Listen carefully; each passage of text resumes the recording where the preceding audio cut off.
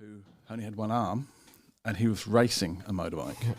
Wow. That was the most incredible thing I've ever seen. How did he do that?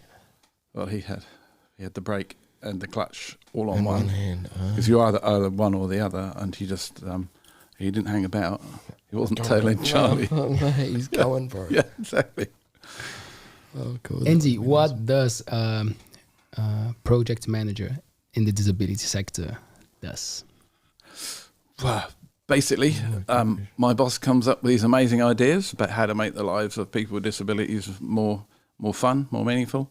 And combination of find the money and put the thing together, make it a reality. So some of that's through structured stuff, and some of it's just because of this new initiative that's going around the country, EGL, Enabling Good Lives, where people with disabilities are given all their funding instead of going to 5 different agencies, like I was talking about with Azzie earlier. They give you all your money, and you spend that on what your interpretation of a good life is. And the checks and balances are mainly around making sure that you are the one deciding how it's spent. So that throws us at some challenges, because people are now, we're encouraging our people to do more. We always have done. Helen Anderson Trust, I've known them for 18 years, and they've always been looking out of the box, rather than just people turn up to an institution and they do basket weaving because that's what we provide, or they do this because that's what we provide. It's like, what do you want to do? Here are some things we do. Here's some structure that you can actually use to build that good life around, built on the developmental needs of people, and they do it. So what we'll find is more and more things are coming up, and people are like, yeah, we want to do this. Right? I want to play wheelchair underwater hockey. And you go, right, is that a thing? How do we make it a thing? And so that's really how the project management works. The first step of project management is always a feasibility study, because it's like, is it possible? Is it desirable? And what are the outcomes? Now, for us, we don't have to worry about it being a profitable outcome, although we don't want it to be, running us into bankruptcy. But at the end of the day, the outcomes has got to be enabling good lives for people with disabilities, so that it's their thing. When you say disabilities, are you talking about the physical aspects, the intellectual, or a mix of? Often there's a mix, and we are primarily, I'm primarily involved with people with intellectual disabilities, but a lot of them are dual diagnosis, because quite often there's a physical disability goes hand in hand with that. So you might have somebody who has a learning disability, and they're in a wheelchair and blind, and we take those guys out and we show them a good time. And this particular guy I'm talking about, took him out to the South Island on an exploration camp and put him on a kayak. He's a trusting kind of guy, and he's up for anything. And he was strapped to this kayak and towed around a lake. The snow was down to the waterline, and we're towing this guy around the lake with another kayak. And he's like, woohoo, brilliant, because that's what he wanted to do. He wanted to go on a kayak in the South Island in the middle of flipping winter. So we don't go, oh, you can't do that, you're disabled, you might get hurt. We go, right, how can we do it without killing you? Let's do it. or making it the most unpleasant experience you've ever had. Sign here, just in case. Sign it. Sign your life away. Yes. By the way, don't read the small print, just get in the kayak. Just do it, come on. And he loves it. Yeah. He loves it. And all of our clients that we work with love it. So we're trying to expand our program to more people to get them to be able to do that. And we're trying to develop an app to give them more independence, because I think the biggest problem, and I've known this, I've encountered this for years, the biggest problem with people with disabilities is that people wrap them up in cotton wool. And it's like, you, Azzie, must never have a completely shitty day in your life. You must never experience failure or discomfort. But those are the things that develop you as a human. That's how you learn. Totally. That's how you develop. And if you take those experiences away from someone with a disability, they will not develop. They will not reach their full potential. But if you do those things, dangerous, unpleasant, crazy, whatever, then they realise their full potential. And like, here's an example. I ran a camp in November for a bunch of our guys, and we came back, and there was this lady, we'll call her Helen, that's not a real name, but she came back from the camp. Yeah. She looked a bit secondhand. She was a bit sunburned. She had bruises. She was tired and she had blisters. But when she came back the following week to our day centre, she had found her voice. She was advocating for herself.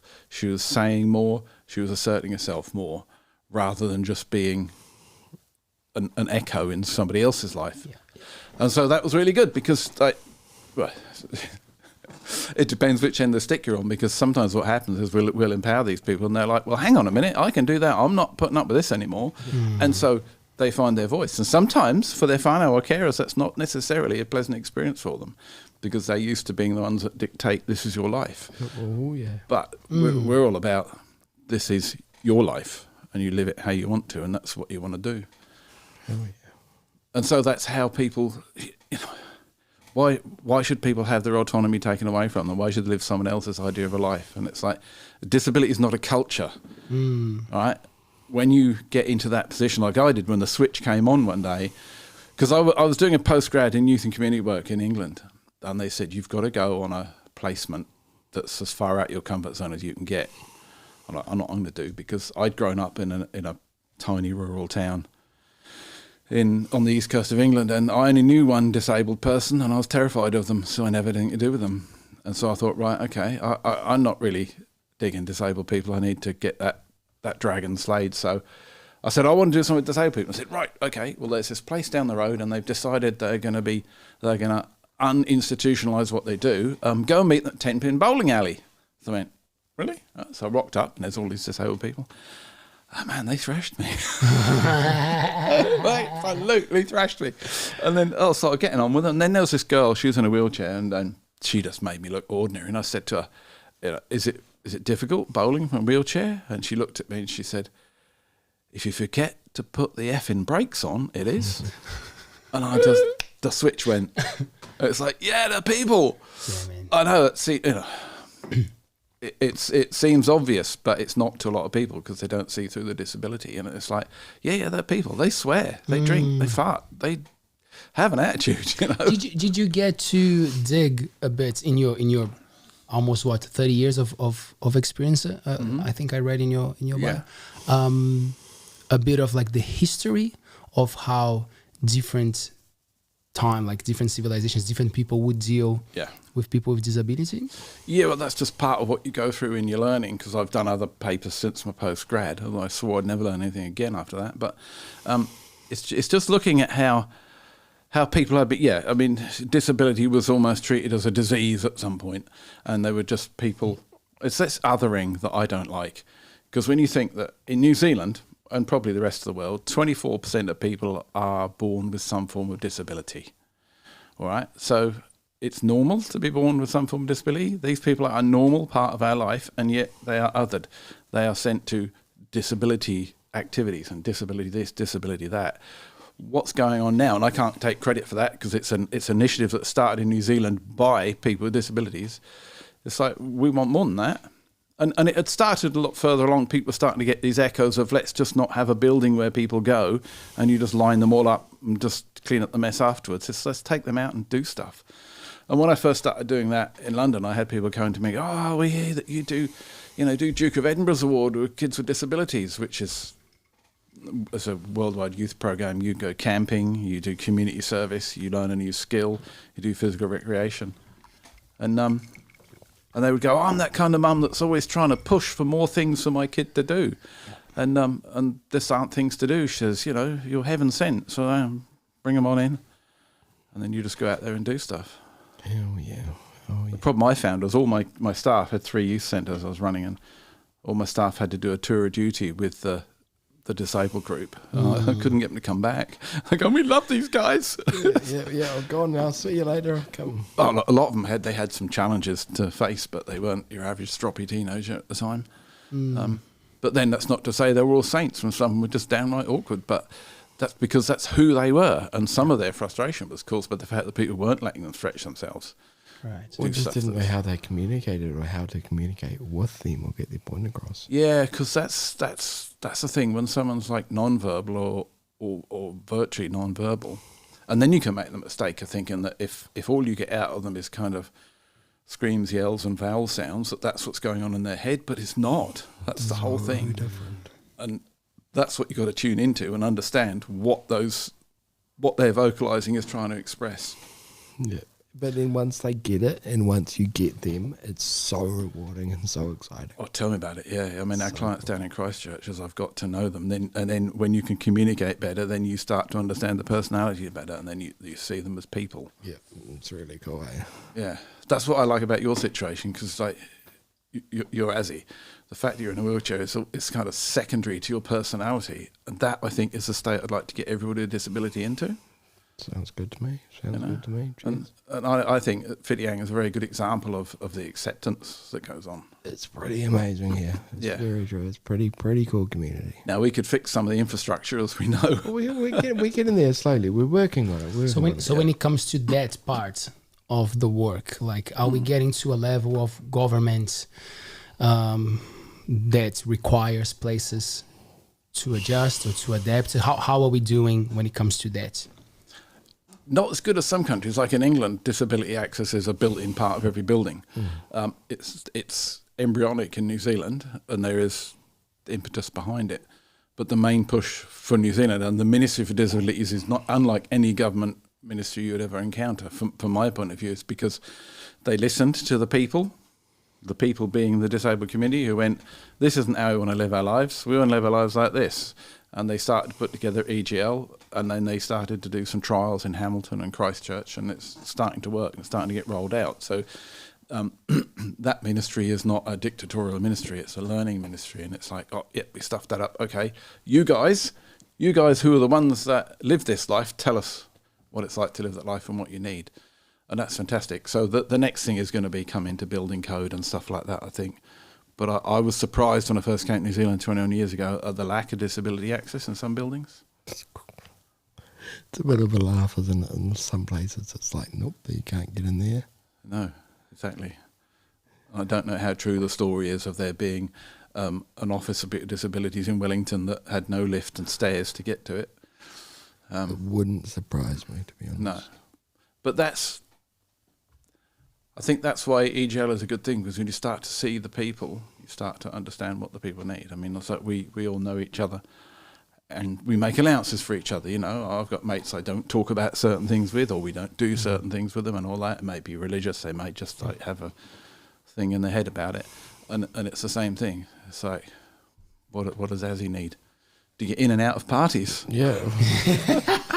Safely. Without a chiropractor. Without.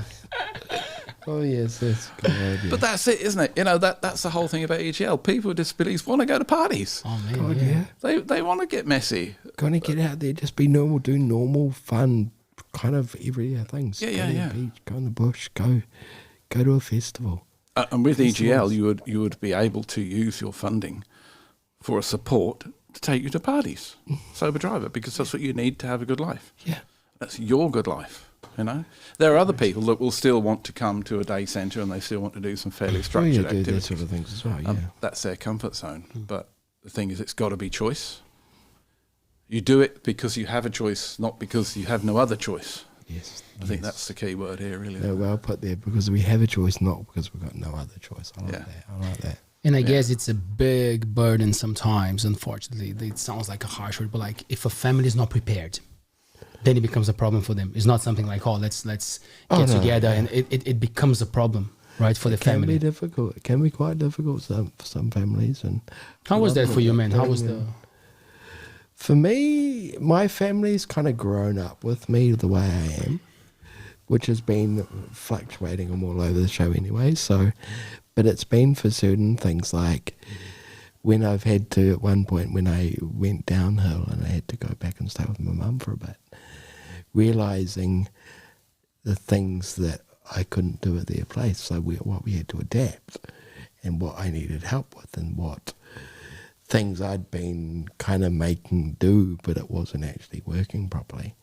So it was quite a good learning, both for me about saying exactly, hey, this is how I do it and this is what I need, and about my family and friends going, oh, we can adapt this, or we can do this slightly differently, or we can just change this little tiny thing. It makes it a lot easier. Or just go a little bit slower, or instead of going to that beach or that crazy thing, we'll go to this place instead.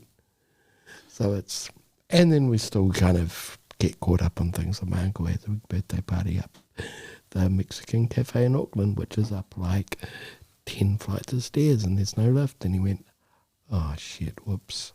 I thought I'd organised this properly. And we just laughed and they carried me up the stairs. But we're like, okay, next time let's do this differently. And this is where the idea of natural supports comes in, because if you articulate those needs for people with disabilities to lots of establishments, then what happens is there are people in those places, be it 10-pin bowling, be it a bar, and they understand that some people may need more support to get in and out and while they're there. And so the more natural supports you create, the more awareness you create, the less you're dependent on your family. And that takes the strain off the family. Well, that was the biggest thing for me, is being independent. And see, because I had so much up from my family growing up. Yeah. And then so I didn't realise, hey, I get to live my life. I have to do it without the family there. It's lovely. But I've needed to figure out how to do it, but not with having friends help me all the time, because it kind of can be a bit funny with a friendship. But knowing what I need and then making myself independent, so then my family can see me be independent. Yeah. My friends can, and then it's just all this. It's all learning. Yeah. Massive learning, but it's about being independent and getting the right support, the right people. Yeah. So, yeah. And also making sure that there's more of those right people. There's a thing called a Hapai card you can get. I don't know if you've got one. Oh, you told me about that a while ago. About your needs, and so you rock up, and it doesn't matter if you're non-verbal or not. You just give them this card, and they look and they go, all right, this person needs this, this, and this, right? Yeah, we'll sort you out. With that goes training, or with that should go training for people to understand how you deliver on those needs.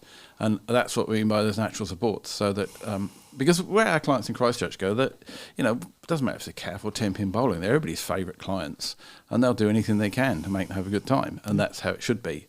And that should be like, oh, Azzie, great, dude, what do you need? Let's sort it out. And the Hapai card helps because it articulates those needs for people. That's a good point. And this app we're working on, the projects I'm working on, is an app so that if someone is going somewhere, they may be travel trained, but for some reason the ghost bus doesn't turn up, which happens a lot in Wellington and Auckland, and then they can just do a quick press a button, and they can just let the person know that their connection's stuffed, and that person can help them get the right connection, so that they can be independent. No one's there holding their hand, but they've got a list of people. They're greyed out if they're not available. Boom, and whether it's done by text or by voice, it's like, oh, the 97 bus didn't turn up, and they go, all right, we'll go 100 metres that way and catch a 92. You'll still get there, or stuff it, I'll get you an Uber. Oh, that sounds awesome. Yeah, well, that helps a lot. And also what they can do is if they go somewhere and they can't get in, they can take photos and they can come back, and their supports can go, oh, yeah, look, and then they can go and see those people and say, did you know you have people who can't get into your building and would like to come and spend their money? Oh, really? And that's why things like accessible as is a good idea, because you can improve the access, something like disability access to Whitianga. Hey, you can come to Whitianga in a wheelchair and have a good time on the beach. Yeah. Great. People can come here because there's plenty of places where you can't. Yeah, there's so many people that, it could be fun, but we don't know what we can do or how we get around. So you could have an app that shows you what you can do, the Accessible as app. Yeah, well, that's a project where you and I when I came up with a few friends a while ago, and I think you'll remember your daughter saying that I need to meet you, and then you'd be the perfect person to get on board of what we're trying to create. Right. So can you guys tell us a little bit more about this project, about what's cooking?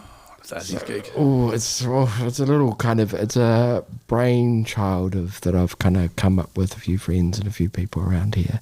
So it's called Accessible As, or accessibleas.nz. We've got a website that's starting to happen, and we're trying to make the Coromandel a leading place for tourism, inclusive tourism for people with disabilities of any form, having it as a place where they can go and see what's available, what's accessible. There'll be resources for people who have got, for instance, they've got a attraction or something and they want more people to come, and then we'll go and be guinea pigs and say, hey, we can get this happening. We're going to get the funding for you to make it more accessible. Yep. Or we're going to have the people on our team that can help come up with ideas or help with trying to just make it more inclusive and trying to make it place where anyone can go without barriers. Yep. And we're going to get funding to kind of there's an accessible bike track going in that's for anyone. Like the population around here needs more access and just easy. So it's a community project that me and a few friends have kind of coming up with and trying to make more accessible. And also you can build up a pool of people, be paid or volunteers, so that somebody could come for a holiday, and if their supports can't make it, there are supports to send. Yep. We've got the people, hey, okay, you need this and that. We've got these people. We've got a group of people. Those people can do that. They can do that. I've met quite a few people since I've been here, or a variety of people who can help. Yeah, we can do that, we can do that, we can do that. So And it's as simple as someone to help get you off the barrier airplane. Yeah, it's as simple as those little things, so they can come here without their normal carers. Yeah. They can come here, live a new little day life. They need a bit of help with that. We've got the people here that can help. Yeah. We've made like the in Coromandel, the Driving Creek Railway. They've got the train there that you can go on. It's accessible, but you might need someone to help you get up the hill there. Yeah. It's mildly terrifying in parts. It's bloody fun. I took my wife on there and she's like, what? It's so cool. It's so cool. Or it's like the high ropes course there. It's accessible once you get up. So it's about getting the training for the people, getting the right harness. Because when I did the Outward Bound down in South Island, I did the accessible course. And they've got rigs so they can get people in chairs or anything up on high ropes courses. Yeah. So one of the things we're wanting to do is get the high ropes course at Driving Creek fully accessible. Because the train already is. It's already pretty much there. Yeah. But they just need a little bit of help more to get it over that lip. And then so many more people will be going. So it's kind of what we one of them. Is that a crossover or something also related to aged people, like elderly, that needs access, and then that something can happen that would benefit both, or they are completely different? I don't think there's any difference, because for me it's like, I don't like labels, okay? So everybody exists on the spectrum. The only point at which it becomes a problem is if you can't attain Maslow's hierarchy of needs independently, which means you can't stay alive unless somebody comes every day or two to come and help you do the things that keep you alive. But I think if you look at access needs and stuff like that, yeah, that person may have access needs because they're old or because they have a disability. I don't think there should be a difference, because if we look at everybody and their needs, everybody's got their own needs. Everybody is on the spectrum somewhere. There's no such thing as, in my mind, as a neurotypical. You know, you and I don't think alike, but we might be bracketed as neurotypical. It's like, what's that all about? Let's just look at people. And that to me is, and because I had that epiphany, it's easy for me. You just wake up and go, that people, Jesus, all people might need something extra from you. You know, my daughter has no hearing in her right ear. I wear hearing aids most of the time. Some people are scared of heights. Some people have a wobbly ankle or whatever. You know, there's all these things. And so we just look at people's needs and have that kind of Jacinda Ardern kindness, if that's not a political statement. You know, just be kind to each other. Just go, hey, what do you need to have a good time, mate? I need you to get me from here to there and back again in one piece. Sweet. I've got a wheelbarrow. God, it's amazing what you can do with a wheelbarrow. Tell me about it. It's got me home a few nights. It's having that one. It's having someone there who can push a wheelbarrow. It's easy to get someone in a wheelbarrow on the beach than in a wheelchair. Yeah. Andy, where's the line for you with the labels they were talking about, right? Because, for example, I work at a school, and then I see... I've been there for 9 years. Yeah. So it's a long time, but if you look at some teachers who have been teaching for like 30, 40 years, right? So it's not that long. And what I hear is that recently there's always the thing with, oh, I have ADHD, I have ADD, I have this and that. And from my understanding and opinion, let's say, it can help, but if you're not careful, it can play against. It can help because you might identify something there that might really help the child, and you have tools to help. But in depending on how the process is done, it becomes something that the kids will always say, oh, sorry, I can't do that because I have this. I can't do that because I have that. From the professional side of things, how are we dealing with these labels, in your view? For me, when I was during my youth work career, I discovered Gardner's multiple intelligences. Now, Gardner recognises 8 different learning styles. I'm most definitely visual kinesthetic. All right, if you sit me in a room and you talk to me about stuff, it's not going to go in. You take me outside and we hit stuff with a hammer, we break stuff, or we just pull it apart and do it, then I will get it. So I think, for one thing, if you give a kid a label, you've ADHD, you can't do this, then that's learned helplessness. But if you look at Gardner's multiple intelligences and you understand that most schools probably address 2 of those, but when you look at alternative education, I've been to some really good Māori alternative education places over the years with the wānanga concept, and it's like there's more than one way to learn this stuff, and you're not a failure if you don't get it. You're just not going to be a doctor or a lawyer. You might be a mechanic or a plasterer. We need those people too. So what you're doing is you can stream, but you don't demonize or kind of make one thing more valid than another. It's like you don't go, oh, you're going to be a tractor mechanic, so we're not going to invest in your education as much as a person who's going to be a lawyer. The bright kids don't need all the attention. When I went to school, the bright kids got all the attention. The less bright kids didn't. They're the ones that need it, and they need the variation of learning styles. So when you look at why some young people thrive on alternative education or a wānanga, it's because more of the learning styles are being addressed. So I think you can take those labels and you go, yeah, okay, so they've labelled these kids this. But what it should be more about is more effort is put into exploring their learning style and providing for that. Well, that puts a whole strain on the whole education system because you need more teachers. But on the other hand, if you were going to do it along those lines, you would have different types of teachers, different types of people with different skills. You'd have someone like Azzie being a teacher, or me. Oh, probably not me, but do you know what I mean? And this is the same thing about looking at needs rather than labels. It's like, well, what do you need? You need me to draw pictures. Now, when I was at primary school, I couldn't get pi, like 3.1 radius times squared and all that kind of stuff. I couldn't get it. And then one day we had a supply teacher came in and she said, you're 11, you don't get pi. What's your problem? I said, I don't know. And she sat me down and she went through it in 2 different ways. I got the second way. She's like, there you go. Now I can do pi. And she taught me these little rhymes, the formula is pi r squared. Ring round the moon is pi times d. But if you were a hole you want repaired, the formula is pi r squared. That kind of stuff, right? I get that. Mnemonics, rhymes, all that kind of thing. And so I got it. So I went from being maths duffer to the dude that could do pi. And that's why I think education should focus on teaching them less, but teaching it better and in a variety of styles.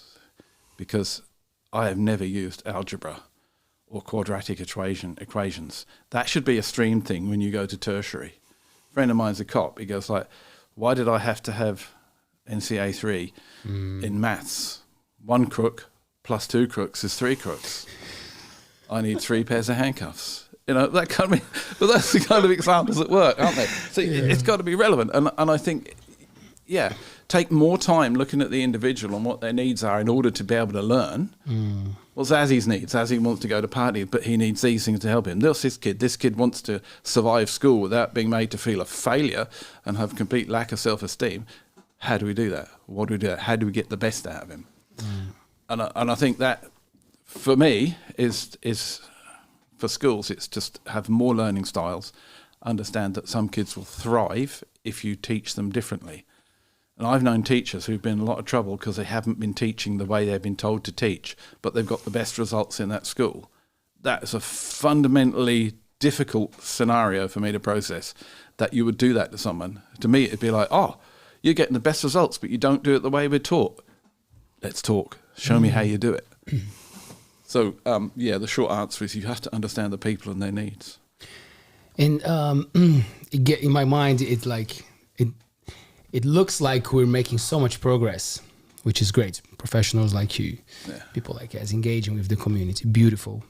On the flip side, highly competitive world, dog-eat-dog world. People going hard, trying to take advantage of each other, like that nasty thing. And I'm like, are we going towards, because in my view, it's a structural change, as you said, that if we change the educational system, we are doing an investment. So in a few years, we will need just like more specific professionals instead of like this thing of like, oh, teachers, having, like mental health problems. They're like, oh, I can't do this. No, it's not that you cannot. It's just like the system is not supporting you to do your job right. So I see this bit of a clash. People doing amazing work, but a nasty system still operating that people compete pretty hard. I couldn't agree more, because as I was going through my youth work career, I realised that some of the things that are going to make these young people thrive are massive societal changes. And people are talking about it more and more since COVID. People had more time to think, I think. But the thing is you've got to understand that nobody's born with those things going on. They're all things that have happened to you that create your personality. You got young kids and they're roaming the street at 3 a.m. and they're taking drugs and they're smashing stuff up. There's a hole inside them that needs filling. What is it? What do they need? And sometimes you can get them guys and you can put them with guys you wouldn't traditionally expect to be good role models, and they will thrive. They'll do really, really well. And that's what I like to see. And that's why I really have liked some of the alternate education places. The same with charter schools. I've been to a few charter schools in my career, and some of them, those kids are there because that's where they want to be. That's how they learn. That's what they want, and that's what they need, because they need the extra kind of discipline and focus. Some kids are better off in something that's far more kind of Rudolf Steiner, or the kind of, the forest schools and those kind of things. Yeah.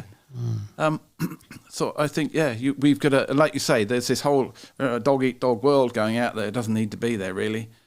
A company doesn't have to make more profit year on year to exist. It can just exist. Who gives a damn whether they made more money last year than this year? The fact is, they gave jobs to people and they created stuff that people needed.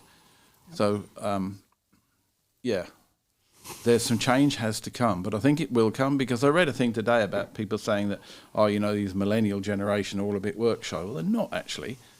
I know several of them, and they want to make their money in a different way. They don't want to be the corporate drone. They might necessarily want to do the 9 to 5. They want to run their own businesses and create their own lifestyles. And quite a lot of those people, the things they're doing are things that benefit people with disabilities or extra needs. And they want to do that.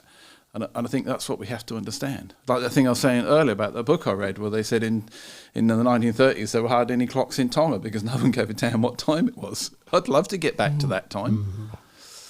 And also, I keep mentioning it, but wānanga, the way that wānanga works is that you kind of, the young people dip in and out of it as their attention span or whatever dictates. So that it's not like, Johnny, you've got to sit here and listen to every word I say. You can kind of come and go. And we did a wānanga down at the World Outdoor Forum in Rotorua once. And we went out and these Māori guys were teaching us about how Māori predict weather using the atua, which is the gods. So each god has a relationship with another god. And when these two gods meet, got this god, we'll call him Charlie, and then Horopara here, and he stole Charlie's girlfriend. So every time they meet, Charlie cries. Charlie is the clouds. Horopara is the west wind. For example, don't weather forecast on what I'm saying here. So whenever the west wind meet these certain kind of clouds, it would rain. Brilliant. Weather forecasting by storytelling, because people understand the relationships between people and things. So we did this, and then we paddled a walker across Lake Rotorua, and we did all this, and blah, blah, blah. And we were walking back, I was walking back with the Canadian guy, and he said, Andy, to be Canadian, but Andy, I don't feel they taught us very much. And I said, oh yeah? How much have you learnt? And he went, oh yeah! He said, I get it. And that's what happened. We learnt stuff. We weren't taught it. They created that knowledge inside us. So, yeah, I'm all for that. I'm all for changing everything and just going, let's just not have everything so flipping rigid, because some people will do things at their own pace. Slow change, though, eh? That's the thing. I feel like when we realize that things happen at a slow pace, unfortunately. But we gotta make that happen, right? We gotta be the starters. Like, you gotta steer it. You gotta kind of nudge it in the right direction, and little seeds will start growing in the right way. I think two things need to happen. I think one is people like us need to do it and apologise later, and then the people that may be requiring us to apologise need to understand that it's the results that count, like not the process. Because the word process comes from the word proceed. If the process doesn't get you in or allow you to proceed, then it's not a flipping process.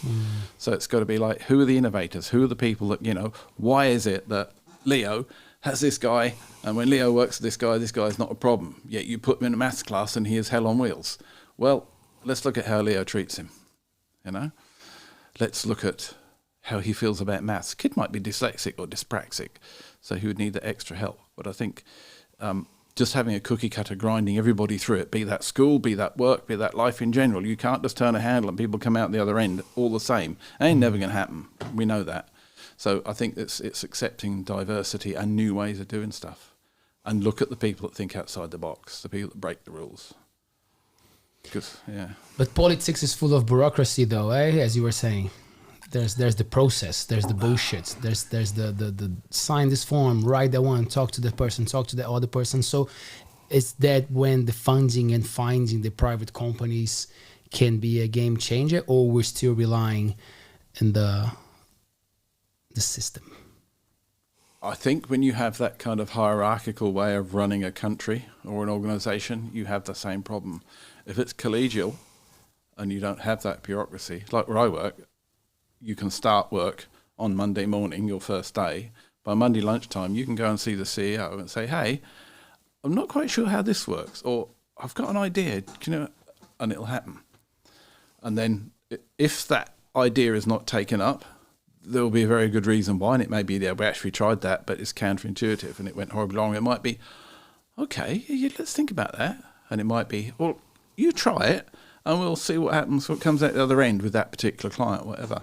And that's the way it has to be, because I don't think when you get CEOs who kind of think that because they're CEO, they're an expert on everything that goes on in their organisation, that is a crock. That is so not true. A good CEO recognises the skills of the people and goes, right, that's your baby, because I don't even know what you're talking about, but you make it work. Go. I'm not going to change what you do because I don't know how. But some will go, you're not doing it the way I would do it, so therefore it is wrong. And so that you can expand that out to like government going, you should all do this. Well, yeah, you should all drive on the left-hand side of the road. Those things are good. Those are the infrastructures that keep us alive. But some of the other stuff, and especially around education, I don't want to be railing against education, but I think it's such an important part of people's lives. It's the starter, isn't it? Like it's fun, is the family, obviously, but then it's... Yeah, my son can only read because I made him read. I worked with him to get him to read because he wasn't reading at school. And like, I've got this problem, he can't read. So, all right, okay, let's sit down and let's do some work with this, blah, blah, blah. And we got there. And when a report came home once and it said, oh, when you can understand his own written language, his stories are fascinating. And I'm like, what? And he hadn't got it. Somewhere along the line, someone had not addressed his learning style. So we found out what his learning style was. And he can read and write, and he's very, very good at that. But that's because there was a support. So supports, you see, we have to take ownership as well, because you can't always go, hey, government's wrong, system's wrong. You go, right, government's wrong, system's wrong. I can make the system better by doing this. Take your responsibility. Take responsibility. I'm glad you said. Are you enjoying this? As it's like, sure, let's go. It's like, yes, keep going. Yes. He's not thrown anything at me yet. So. No, the cookies are gonna fly, man. No, I want to eat them. They're really good. It's so good. I throw it here. It's so good what you mentioned, because I was thinking about that, taking responsibility, and then we have the socioeconomics issues of families who are just not prepared to take responsibility because they also need support. So I guess that's a big one for you as well. Yes, absolutely. And because, I mean, through my youth work career, I sometimes met some kids and I was like, man. And then you met the parents and you're like, get it. Okay. Get it. Yeah. So then you were working with the parents.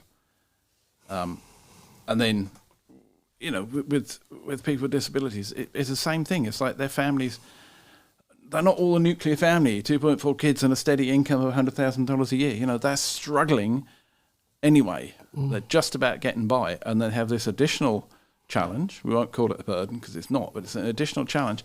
And they're struggling to meet that because they're too busy doing this just to keep food on the table, to keep their whānau alive.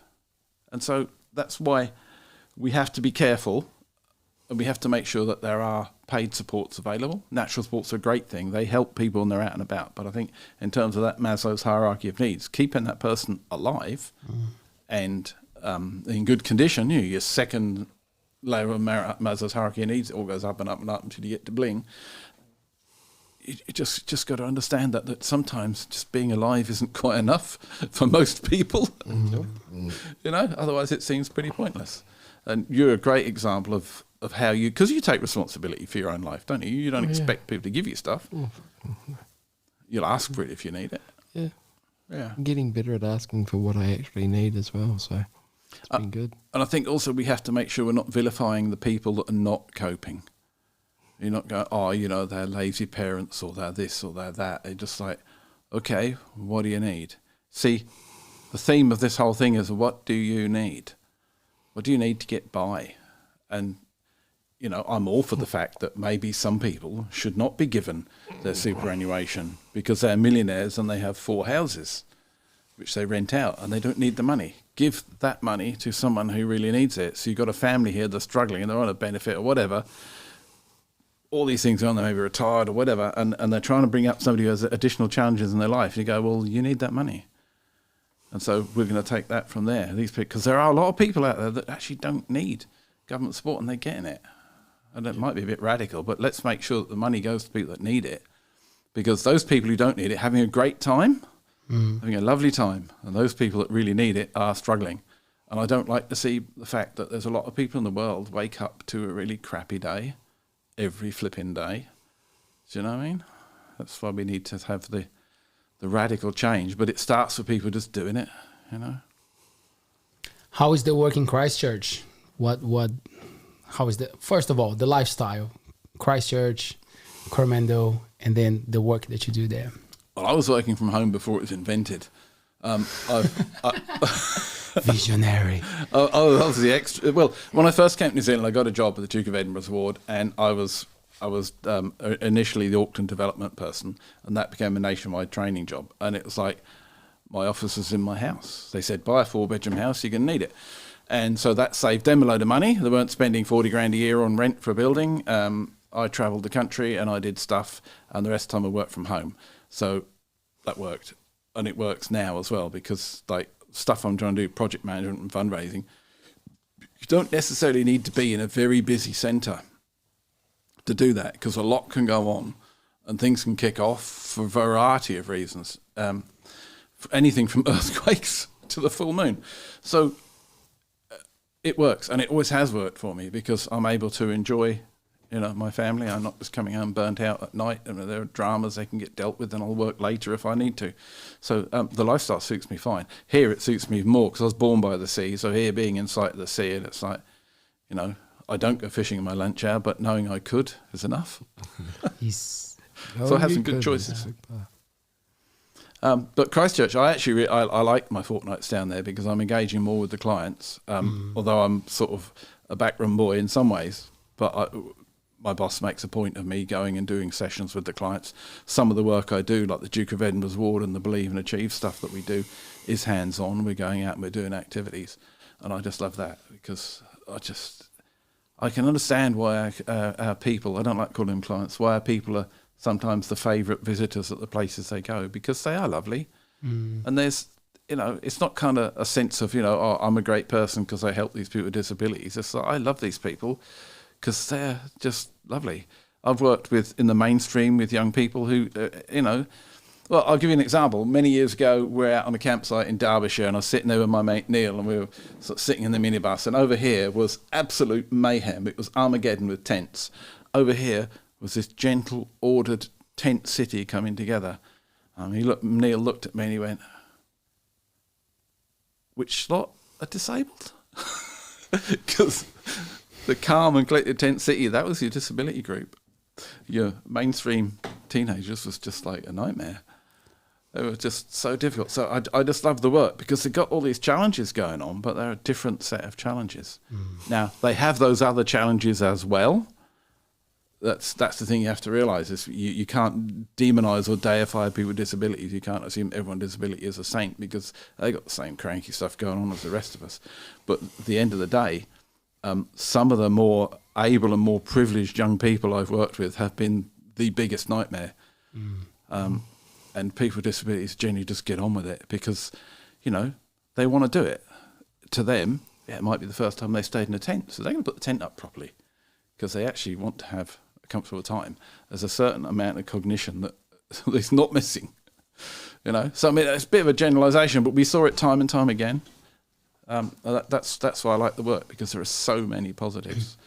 And to see people go out with us and do activities with us, and you can go from day one, and then 9 months later you can go, whoa, boy, you've really come along. What have been the most challenging ones or the exciting ones? They were like, okay, here we go. This is the ones who have, and it doesn't matter whether it's disability or mainstream context, but people have behavioural issues. Like some of our people can get seriously triggered by events. They might not have their biscuits in their lunchbox, and they just lose it.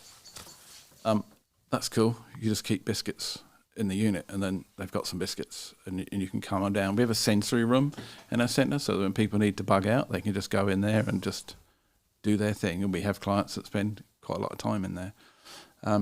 But I think that it's people with unpredictable behaviour issues, or even predictable ones, when they kick off and they lose it. Like my daughter's dog. If I'm looking after the dog and he sees me put my clothes on or my hat on, he thinks he's going walkies, and he loses it. It's bah, bah, bah, bah, bah, bah, bah, and nothing you can do but take him for a walk, and nothing else is going to work. And so that's sometimes the challenging stuff, because you have to focus immediately on those needs, because you've got to de-escalate it. We're a non-restraint organisation where I work, so we don't tie people to a chair and lock them in a darkened room and call for help.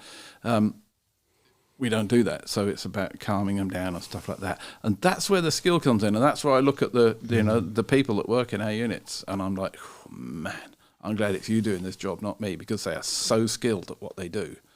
We were doing one-on-one interviews with them at one point, and just to see how the staff get the best out of the people, because they understand them and they know what the little nuances mean. So yeah, that's the real challenges. That, and people who are non-verbal who want to communicate. But that's less difficult simply because you can take your time over it and learn over a period of time. But when someone has actually lost it, and they're just escalating and elevating, that's difficult. Especially if you don't want to be unkind to them. right. Yeah. If you can give them a biscuit and they calm down, I love that. But if it's like you've got to get to a point where it's getting, slightly alpha male or whatever. But you see, this is what I love about people, because some bits are counterintuitive, and it kicks off, and what they do is like, I never thought that would work. Yeah. But they know their people, and they know their craft so well that they're just like, jeepers, you handle that well. Yeah, I've been working with the learning supports at the school for 7 years now. 7 years. And because I teach the drums, so part of the job is to take those students for music sessions. Yeah. It's not like a music therapy session, because I'm not qualified for that, but I bring them for, like I would teach the drums, or we do some singing, and things started to change when I got out of my head. When it was like, when I let go of that idea of like, oh, I know what's good for these kids, and I'm gonna tell them what we're gonna do. Yeah. And that was stressing me out as well, because things were not working. Yeah. And then I realized, well, if I just open up, if I allow things to happen, and I show them that we have so many possibilities. We can sing, we can dance, we can go for a walk, we can just lie in the sun, or we can bang on the drums with drumsticks or without drumsticks, or we can scream. And then you start, and then let's play. Let's see what's good. The difference in the dialogue is, these are drums, this is what you do with them, to how do you like drums to be part of your life? I'd like to lie in the sun and go and bang it a couple of times. Yeah, cool. You have a relationship with drums. Because I think when you force things on young people, you can put them right off. Oh, yeah, that's why I don't like broccoli. Or cabbage. I'll swear by if it's true. No, but I think we have to recognise, again, look, there's a theme here. People with disabilities, people without disabilities, old people, young people. It's all about, how do you want to engage with stuff? How do you want your life to be? What's your version of your good life? And I think that's the same with kids. How do you want to deal with music? We used to have to do Scottish country dancing on a Friday afternoon when I was in primary school. I was like, what? I didn't want to do it. I'd rather climb a tree and hurt myself. I was so surprised when I was doing some research on how much music tutors get paid around the country, and it took me back to an article, I think was Stuff, like New Zealand Stuff website, and it was this guy going on about how can be a bad investment to give music, to pay for music classes for your kids, and he gets all, you know, like academic, because this is what they do, you know, like, this is the amount of money that you put, and this is the amount of kids that actually become a professional in the music industry, and it's very less likely that your child's going to be one. And I'm like, wow, like, how, tell me more about capitalism, man, you know, like, tell me more, tell me about, like, completely ignored all the benefits all that the other music benefits brings. that you get from it. Man, some kids, they come to drum classes, and I know that they suck at drumming, but we had the best time. Yeah. We go hard. Like, I can tell. I'm like, you are having a tough time in class, so we're going to have some fun here now. Let's listen to some music. Like, if you feel like drumming, we're going to go for it. But, like, let's relax first. Let's enjoy this space, because 99% of the kids, every time that I ask how is school, it's boring. I feel like I should read a book about write a book about that, because all the kids say boring. As they get older, that they can choose the subjects, it gets a little bit better. And I feel like there's just that thing with being in a locked space that makes it boring. It's not boring. They have fun, but the thing that reacts to them straight away is to say that, like, I would rather be somewhere else. Yeah. So when I have that half an hour, I'm like, man, we gotta, you know, let things flourish and be yourself. I don't care if you're gonna be the best drummer in the world, or if you don't even know how to hold a drumstick. Yeah. It's fine. Who cares? And then you get those kids that go, oh yeah, Leo was my favorite teacher because he made maths fun, and I learned stuff because it was fun. That's what we got to understand, that fun is not actually a bad thing. Fun is flow. Fun is the fact that you're learning and you're coping with learning, and it's making you feel good. You should, you know. Learning maths shouldn't be some form of cruel and unusual punishment, although it is. Oh look, when I was at school, I was given some options, and I did classical studies, learning all about you know, Homer, the Iliad, and all that, you know, Greek and Roman stuff. And it's like, I loved it. I loved it because it was just really interesting. And other kids were off doing, you know, higher algebra classes, but I was cool with that. But I think you're right in what you're saying. It's like, I mean, I would be that kid who couldn't drum for toffees, but as long as there's no pressure to perform, I'd enjoy the hell out of it. And then probably would develop a sense of rhythm, although others might argue otherwise. Don't have no idea. Hey, you're having fun, and that's what's matters. I think so, and there should be a time at school when you have fun, and why shouldn't that be when you know, when English classes. Now, my English teacher was actually the mother of James Dyson of the Dyson the vacuum cleaners. Oh, wow. She was great. We read some really racy books when we were doing our A-levels. Like, really, go and read Tortilla Flat. What a strange book, you know. And she interpreted the racy aspects of Chaucer and stuff like that. She was brilliant. We hung on her every word, because, like, what is she going to expose us to next? It was brilliant. Whereas if you were just doing Shakespeare and trying to understand iambic pentameters and all that kind of stuff, you're just going to die. But she made it interesting. She opened it up. She gave us books that were not literary classics in the normal sense of the word. So I think that's allow people to follow their interest, kindle a spark, and fan it, bring it along. Did you find that at the Steiner School, you had that approach of? It was a lot more broad. There was a lot more choice of what you wanted to kind of learn, or you had so many different things that you could do that you could find more of what you like doing, and you were encouraged more to kind of be more creative and play and be more artistic or drawery, or you could do all the academic stuff as well as you wanted, but I liked the aspect of I got to do cooking classes all the time.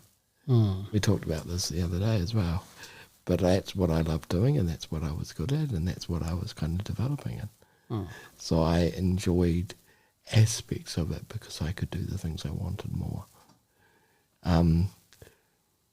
So that was my experience from parts of it. It was more varied in what we could do and what we wanted to do. And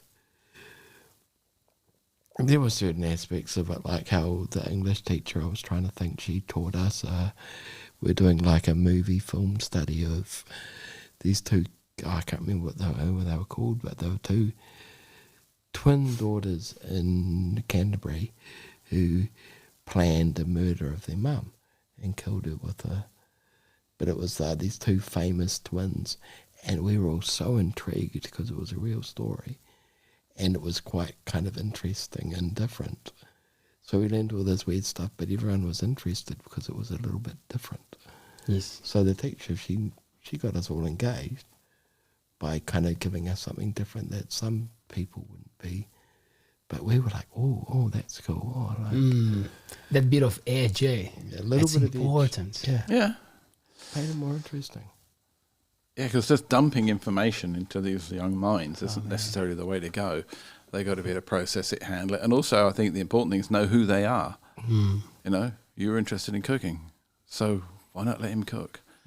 Because if he's that obsessed with cooking, that's all he's going to do. It's like the guy with the, you know, oh, you can't have a guitar for Christmas, Jimmy, because 78.6% of young people who own a guitar do not get into a band. Really? Yeah. Come on. Did they enjoy playing the guitar? That's the important thing. That's why I like the Duke of Edinburgh's award, because like in the skills section, you learn a new skill, but there's no benchmark. You could learn the piano and be dreadful, but the fact is that you did it for 6 months and you gave it your all. The outcome was unimportant, which is why it worked well in some schools, because it's the first time in their academic life, or their life even, that they were able to do something and fail at it gracefully, or just not be pushed to reach a benchmark. And it's like, you know, you got 49% and you failed. You got 50% and you passed. Well, that's not fair. You know, and so that's why things like the Duke of Edinburgh Award has been adapted down where I work into the Believe and Achieve for people who fall outside that age range, over 25. So we've got our people with their disabilities, and they're learning a skill. They're doing some community service, which is a huge thing for people who spent most of their life at the receipt of services to actually give to other people. They love it. It makes them good about themselves. So rewarding, man. I love that when they do. So then they do physical recreation within the bounds of what they can do, and then they do their adventurous journey. So we had an exploration. We went out to Spencer Park and we explored the area, and we made these adapted maps where we take photos of various points, and we have arrows going where to go next. And you start off in Hagley Park and you're following it around. They go, oh, yeah, we can do this. You know, that's that tree. Yeah, cool.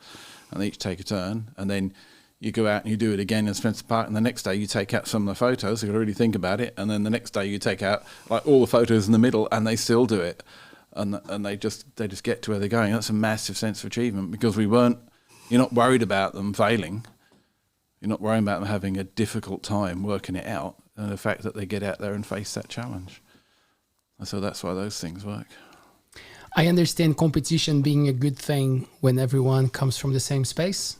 You know, It's a competitive world, and if you and I, we slept well and we're reading the same book and we're getting ready for it, I feel like it's good. You know, let's see how we can succeed with this. But there's that thing with, like, for example, prize givings, or as you say, the kids that achieved more than the other one. Are we already setting up a lot of adults for failure by not valuing skills that it was not in the prize giving list, maybe? Oh, totally. You know, I think I'm not sure how I feel about prizes, because some kids thrive when there's something to strive for. I'm pretty competitive myself, but competing against my own self is probably just as rewarding. But I think there should be more focus on, prizes for being not an idiot. I don't know. It's hard to do, isn't it? It's hard to think about it, because then it starts to sound very woke. But at the end of the day, people should be rewarded for just their best effort, you know. And I don't think it's like your head boy is often your ducks. The head boy and head girl are often real academic high achievers. That shouldn't be the case always. I know some schools don't do it. It should be like, here's Johnny, and he came to us and he was a mess, and he's doing all right. You know, he doesn't get it right every time. His academic achievements are never going to be brilliant, but my God, he's a trooper. He should be head boy, because they're the ones who sometimes they have more followers. You know, we've found that in schools, when in youth work, some of the most difficult kids in the schools were the most charismatic. And you put them in a leadership position, and man, do they thrive.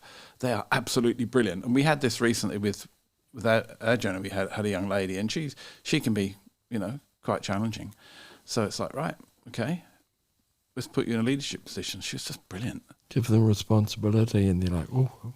That's all they want. They want some responsibility and some validation because they're probably not getting it anywhere else. So I think, again, it's this whole reset of what makes the world go around. I mean, Bhutan, they value, gross national happiness more than anything else.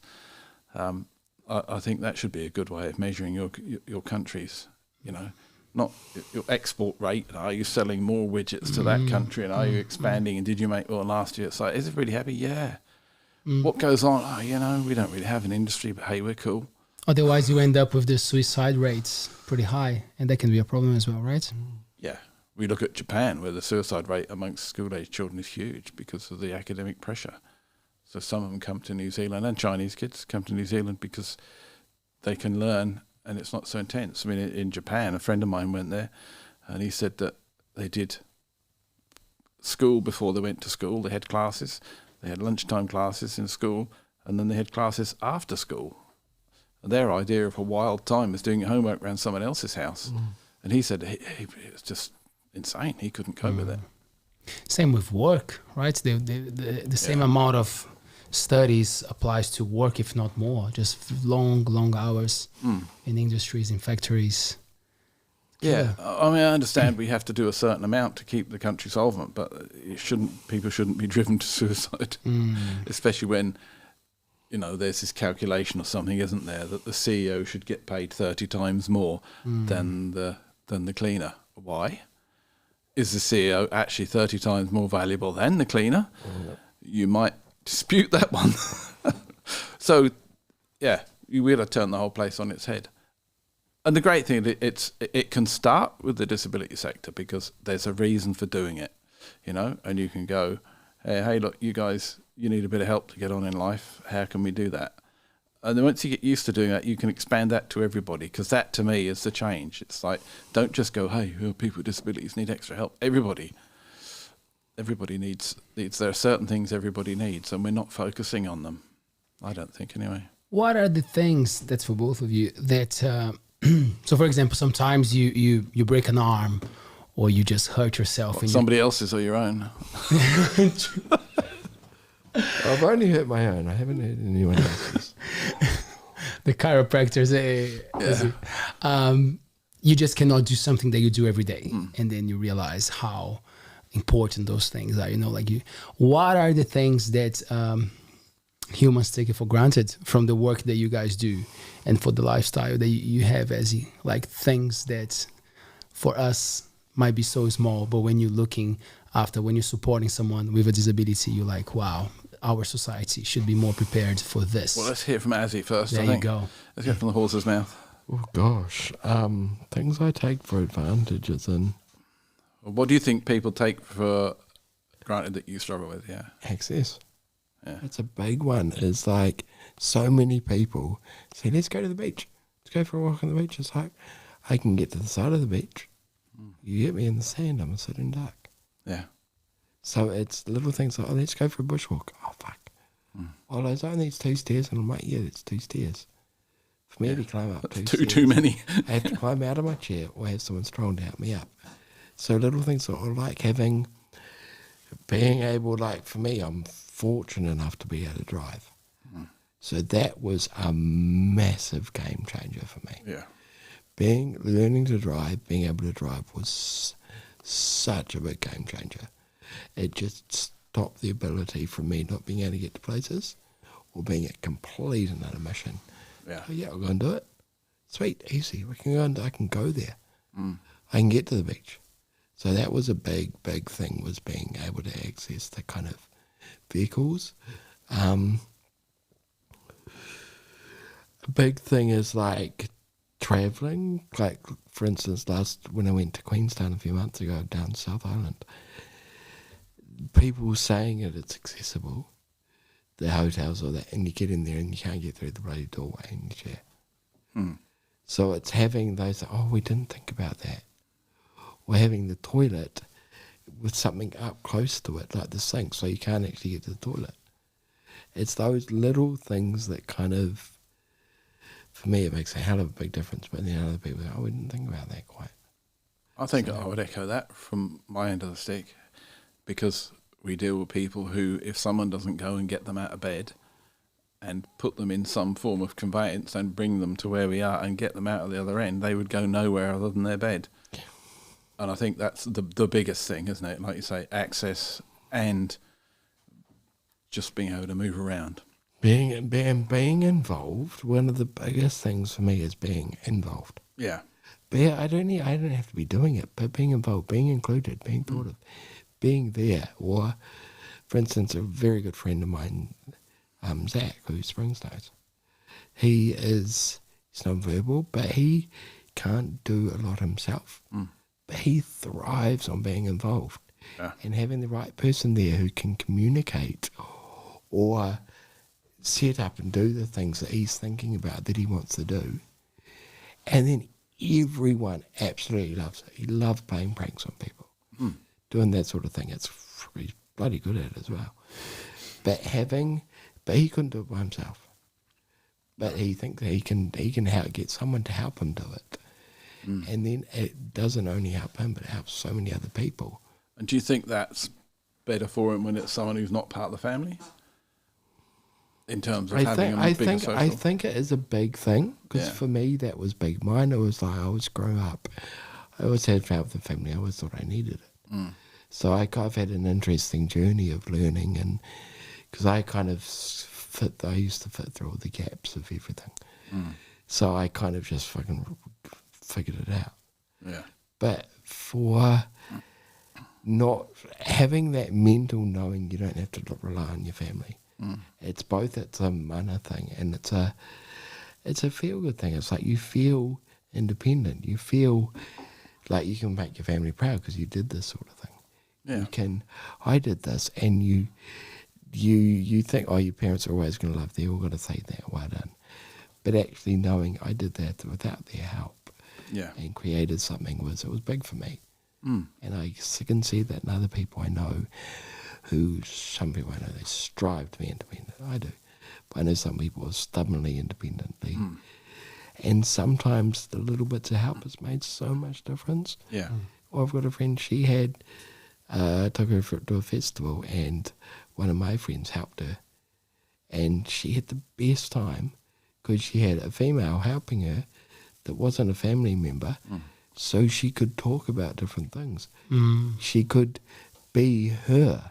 Yeah. Because growing up with your parents or family, you kind of have this dialogue, and there's certain things you don't talk to your parents about. Having a friend or a paid person to be there, or someone who you can be you, because you get growing up with friends or people, you kind of become this version of someone, and you can't. And sometimes you're like, I don't want to be this person, but the people you're with, that's who they know you as.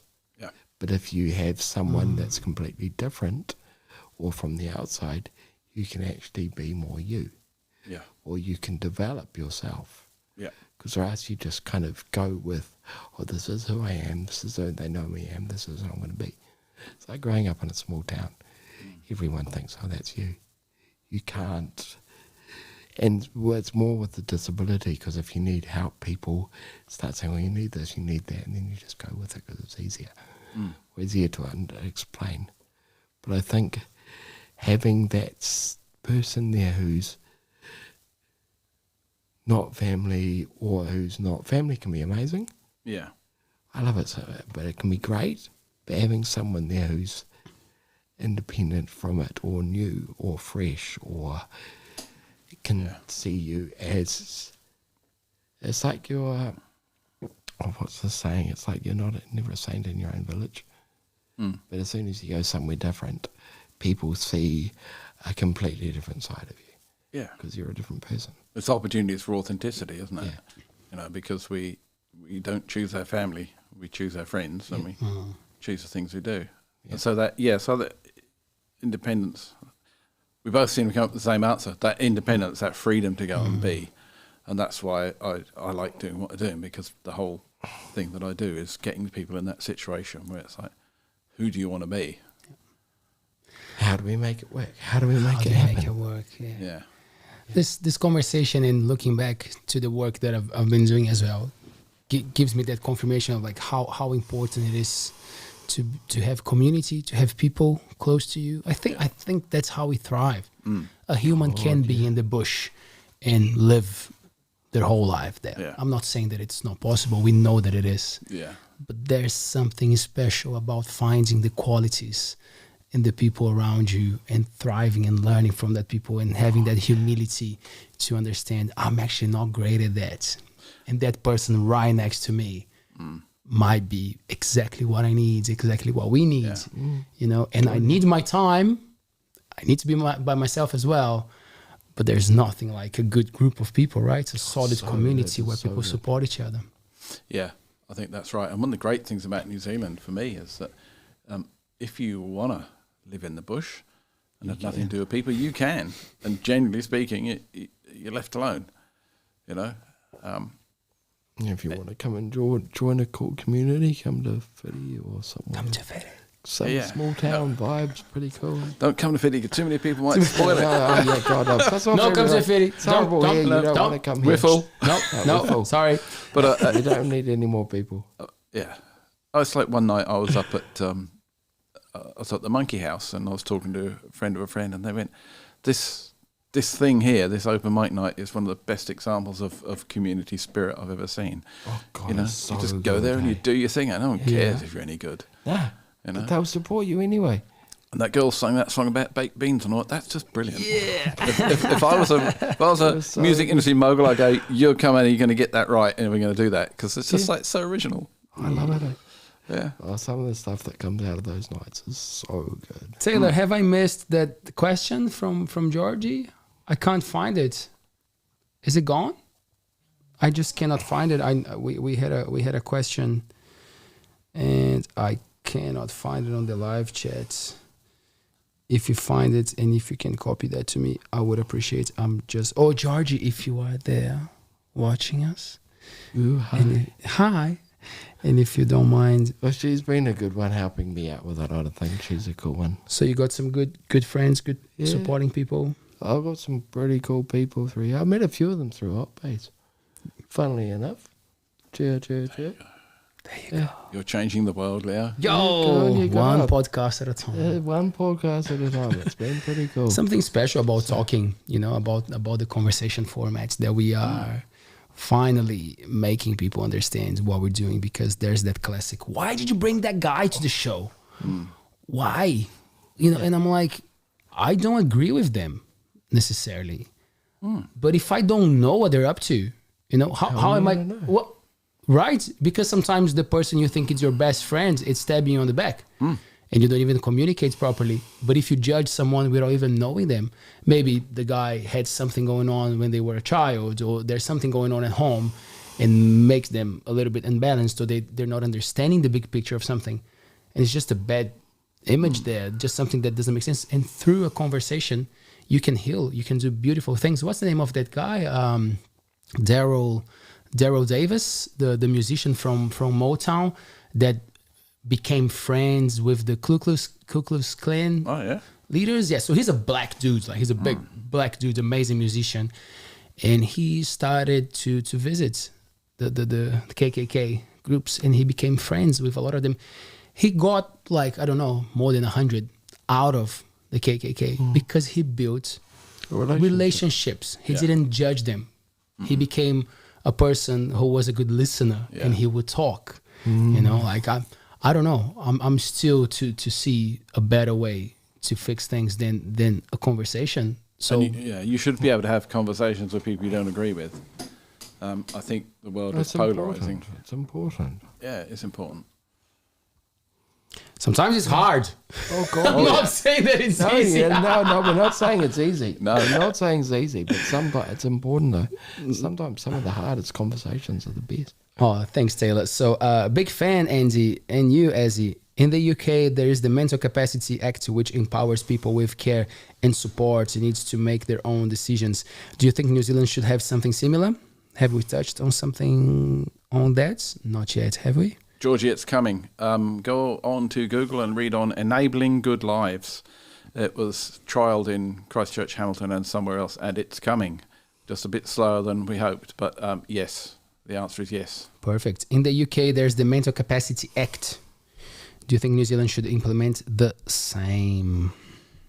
Yep, we will. I don't like the title. What is it? Mental Capacity Act. I mean, if that's the title, I think it's terrible. It's but a the thing terrible is, title. enabling good lives, which is the thing in New Zealand, is coming at it from that different way. It's like giving the infrastructure for independence and autonomy to people with disabilities and allowing them to dictate what they want in their lives. It sounds like that's something similar, because what you said afterwards was about that, and I think that is, they're broadly similar, but it's done in a more Kiwi way here, I suppose. Or certainly using Kiwi language. We got Mr. Sir, struggle is real. Samuels, you're the bro who sent me an email, right, to come to the show. I'm getting to that, man. I do want to bring you to the show. From over the hill, Papakura, Auckland. Shout out, thank you. Hell Pain. Hi, team, turning in from over the hill in Waihi. Shout out to Waihi, man. Wow, we got Altbays making waves. And Georgie says, my other question was about failure. Failure is seen as a no-go. Is there a way to make it more positive? Try and find out, fail, and then learn. Or some of the biggest life lessons I've had is because I've been allowed to fail. I've figured it out, okay, that doesn't work. I'm still alive. Okay, we get going. I learned from that. But letting people fail is the biggest thing. Letting them actually do it. Having a safety net for a while so they can learn. It's like a friend with trading who lost a lot of money because they were trading with real money. The other friend traded with fake money, and now they're really good at it, and they didn't lose a lot of money. So it's like letting them fail, but letting them fail safely, and then you learn. I learned some of the biggest lessons I've learned in life through, shit, that didn't work. Okay, when I was younger, people didn't let me fail. They kind of sugarcoated it, and then I ended up fucking up badly. But then I learned from that, and now I'm here. I think also it's contextualising failure, and like you say, allowing people to do it. It's like, yeah, you didn't do that right, it didn't work, but let's look at why. Let's look at why that didn't work, and then we can learn something from it. You know, I had a boss many years ago, and I was in Greece, and it's like, there's no such thing as a failure, only a learning opportunity. And I think that's right. That's how you learn. And I read a piece, I forget who wrote it, many years ago when I was doing my Post-Grad, and it was about one of the biggest obstacles facing people with disabilities, that people don't allow them to fail. They never experience stuffing up cooking a meal. They never experience going out with the wrong clothing and suffering.